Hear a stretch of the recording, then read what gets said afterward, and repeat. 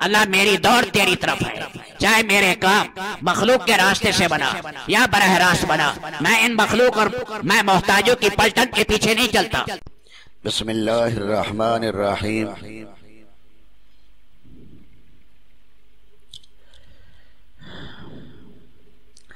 حضرت سعید بن المسیب سے مرسلن روایت ہے کہ نبی کریم صلی اللہ علیہ وسلم نے فرمایا، جو شخص 10 بار قل هو اللہ احد پڑھے پوری سورت تو اس کے لیے جنت میں ایک عظیم و شان محل بنا دیا جاتا ہے، اور جو 20 مرتبہ پڑھے اس کے لیے 2 عظیم و شان محل بنا دیے جاتے ہیں۔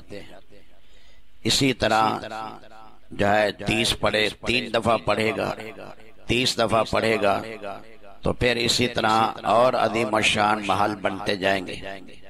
حضرت عمر رضی اللہ تعالیٰ عنہ نے عرض کیا، اے اللہ کے رسول، اللہ کی قسم اس وقت تو ہم اپنے بہت محلات زیادہ سے زیادہ بنا لیں گے۔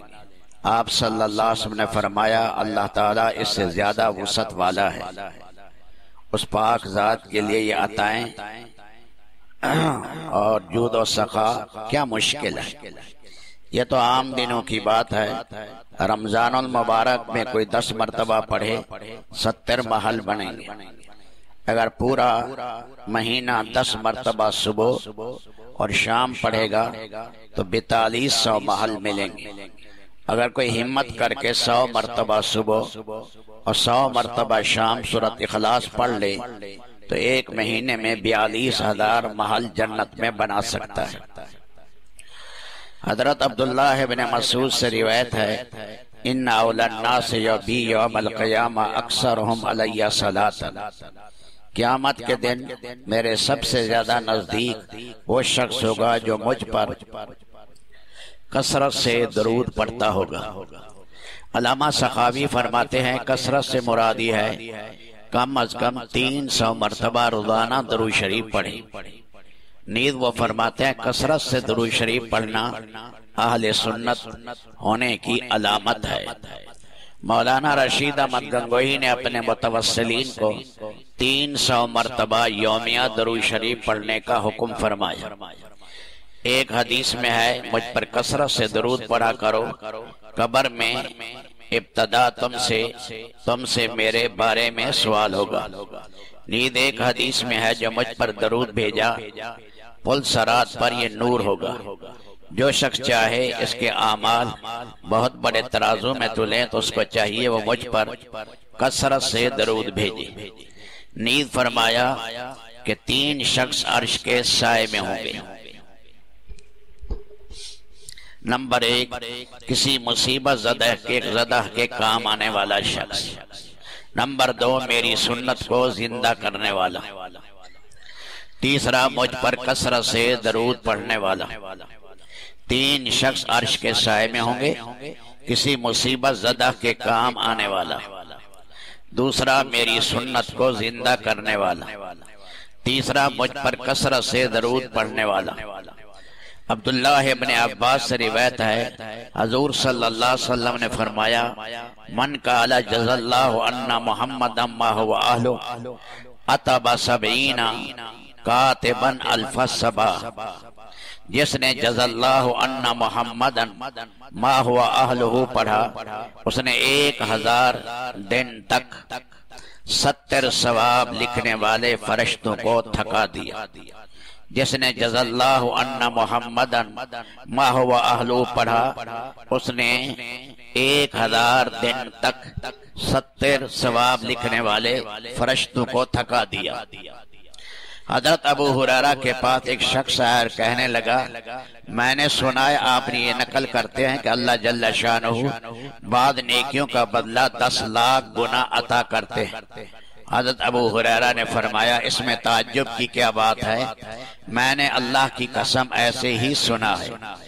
ظاہر ہے کہ انہوں نے حضور صلی اللہ علیہ وسلم سے سنا ہوگا۔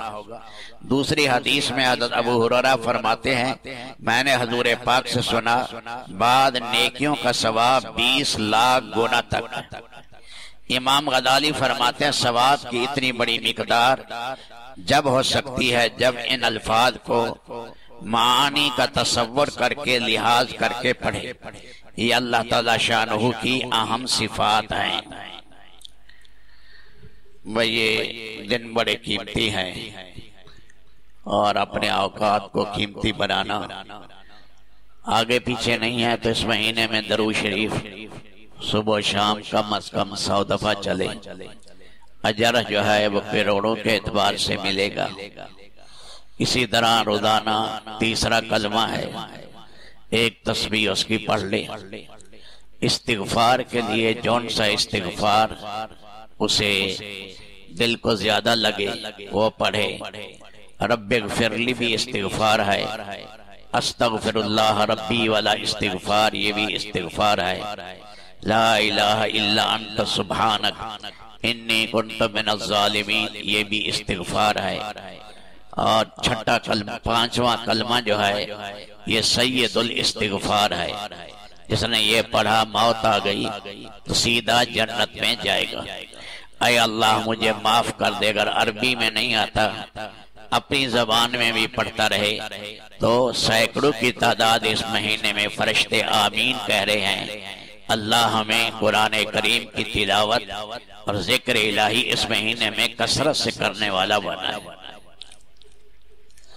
اللہم انا نسألک من خیر ما سألک منہ نبیوں کا و حبیبوں کا و صفیوں کا محمد صلی اللہ علیہ وسلم، ونعوذ بک من شر ما استعاذک منہ نبیوں کا و صفیوں کا و حبیبوں کا محمد صلی اللہ علیہ وسلم۔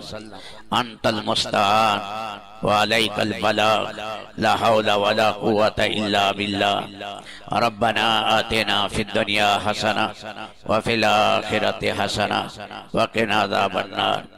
اے اللہ یہ رمضان ہمارے لیے بابرکت بنا دے، ہماری بخشش کا ذریعہ بنا، اپنی ذات کے قرب کا ذریعہ بنا، گندگی اور آلائش کے صفا ہونے کا ذریعہ بنا، تطہیر اور تزکیہ ہمیں عطا فرما، تقوی کا مزہ چکھا، رسول پاک کا قرب نصیب فرما، اپنی ذات و صفات کا استحضار اے اللہ عطا کر، دنیا آخرت کی ہماری ساری پریشانیاں یا اللہ اس رمضان کی برکت سے ساری ختم فرما۔